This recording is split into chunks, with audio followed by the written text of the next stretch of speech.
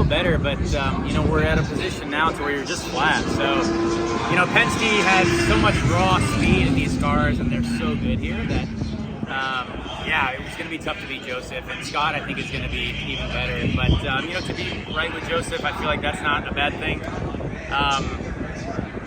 Just tickled the limiter in 5th gear into 1, so that probably cost us the 2nd lap. But yeah, just you're flat, so you're trying to trim, and now it's down to like body fit and transmission, and now you're talking Indy stuff like trimming, so it's kind of cool.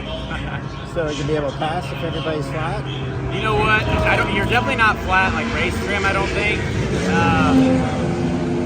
The Indy Lights race was good. The Indy NXT race was good. Miles Rowe made the top lane work. I think people just have to go there, and at the start you're forced to go there. And I enjoyed the Highline practice session. I thought it was actually quite good. But the problem is, it's just the cars are really fast on the bottom lane. So I don't know. It depends on if someone gets trapped on the bottom and you can just stay 2x2.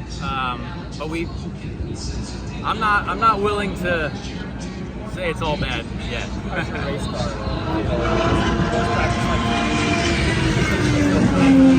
We did a pretty long stint. It was interrupted by a couple of yellows, and we just kept trying to run, and we did the most laps in the practice session, so we definitely tried to get a feel for it. There's a bit of a vibration in the front tires for sure when it gets laden tires, so maybe that'll be something that separates other cars and people struggling a little bit more than others. But yeah, it is just going to be bravery. The sad part is you could be brave, and if you go up there, you ruin your whole day by just catching the marbles the way they are. So you just got to be smart and hope that, if we do get a yellow for some reason, that there's a nice track sweeping, and then we go from there. Does fuel mileage play into this at all? I think so, but I don't know how much you're going to be able to get out of the tire when it comes to wear. I do believe the tire, you might be tire limited, which is good, but I don't think it'll be as fuel savvy as last year. I don't think so. Yeah.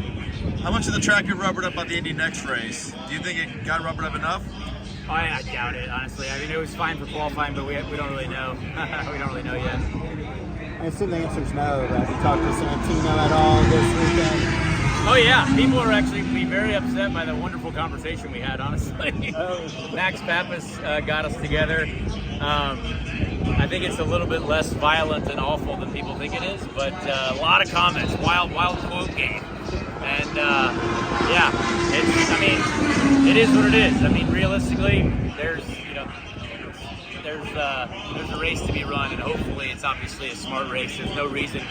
Like I told Santino to his face, I was like, dude, you're in a great position. You have a great spot all year long. There's no reason to do something that would kind of take us both out of a spot to have a good day. So, we shook hands and all.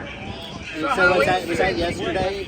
Yeah, yesterday. So what left you feeling like that was a productive, pleasant conversation that was maybe different than it was fine. I actually think Santino plays up the quotes really well for the internet. I think he's very good at that. And obviously I'd never lie about what I want to say. But yeah, if people actually saw us communicating, they'd be like, oh, that's not as violent as we thought it would be. But again, I don't think opinions change. It's not like all of a sudden I'm like, that guy's my best friend. You know what I mean? That's for sure. So, we'll see what happens. Hey, every race driver's going to do what's best for him. Yeah. So how do you get other drivers to go up high in the race?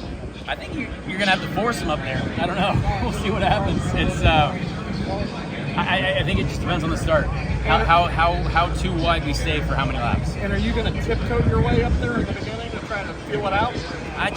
You got to go where there's clean air. I think right now these cars with so much drag on the top side and not a lot of downforce on the floor, I feel like you're still going to want clean air anytime you get it.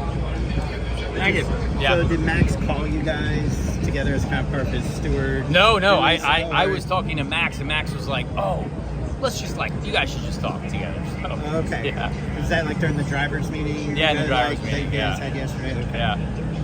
All right. Confidence level heading here. Before Gateway, you were very confident here. You've had some good runs before. What's the confidence level compared to where you were at Gateway? Gateway, I love. This place, I obviously didn't really get to race here last year, except for 100 laps, so I don't really know a ton.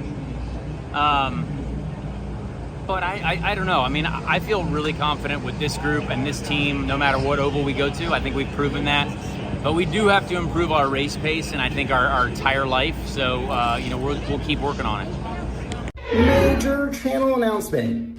Do you love NASCAR coverage? Well, as part of Frontstretch building its platform, we're now offering an option for paid subscribers. For just $3.99 a month, you'll be rewarded with exclusive content you can't find anywhere else. Beyond the cockpit interviews as soon as they drop. More of the pit road and bullpen weekend content that keeps you coming back to see the who's who of NASCAR explain all of their on and off track conduct. We'll even be doing some Where Are They Now pieces, taking a look at former drivers and owners that made an impact on the sport. Want more direct contact with your favorite Frontstretch reporters? No problem. We'll give you a chance to communicate directly with monthly Q&As. Your questions are what drives us to find answers. That's why we're here. The best seat at the track and the best view on the net for all of your quality motorsports coverage. Come take the green flag with us.